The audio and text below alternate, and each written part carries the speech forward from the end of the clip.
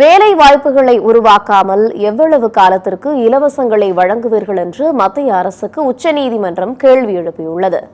Corona காலத்தில் புலம்பெயர் தொழிலாளர்களுக்கு இலவச ரேஷன் வழங்க மத்திய அரசு உத்தரவிட்டபோது அனைத்து புலம்பெயர் தொழிலாளர்களையும் பதிவு செய்து ரேஷன் கார்டு வழங்கி உணவுப் பொருட்களை விநியோகம் செய்ய உச்சநீதிமன்றம் அறிவுறுத்தியது. இது தொடர்பான வழக்கு உச்சநீதிமன்றத்தில் மீண்டும் விசாரணைக்கு வந்தபோது புலம்பெயர் தொழிலாளர்கள் பிரச்சினைகள் தொடர்பான அரசு சாரா அமைப்பின் சார்பில் ஆஜரான வழக்கறிஞர் ஈஸ்ரம் போர்ட்டல் பதிவு செய்த அனைத்து புலம்பெயர் தொழிலாளர்களுக்கும் இலவச ரேஷன் கார்டுகளை வழங்குவதற்கான வழிகாட்டுதலை வழங்க வேண்டும் என்று உத்தரவிட்டார்.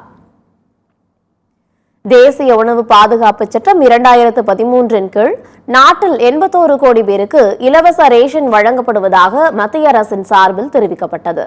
இதை கேட்டு வியப்படைந்த நீதிபதிகள், வரி செலுத்துபவர்கள் மட்டும் மத்திய அரசின் இலவச ரேஷன் பட்டியலில் இடம்பெறவில்லை என்றும் இன்னும் எவ்வளவு காலத்திற்கு இதுபோன்ற இலவசங்களை வழங்க முடியும் என்றும் கேள்வி எழுப்பினார்.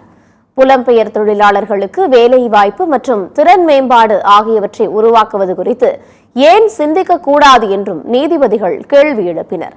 புலம்பெயர் தொழிலாளர்கள் அனைவருக்கும் ரேஷன் கார்டு வழங்க கோரினால் அது பல மாநிலங்களில் நிதி நெருக்கடியை உருவாக்கும் என்றும் நீதிபதிகள் குறிப்பிட்டனர்.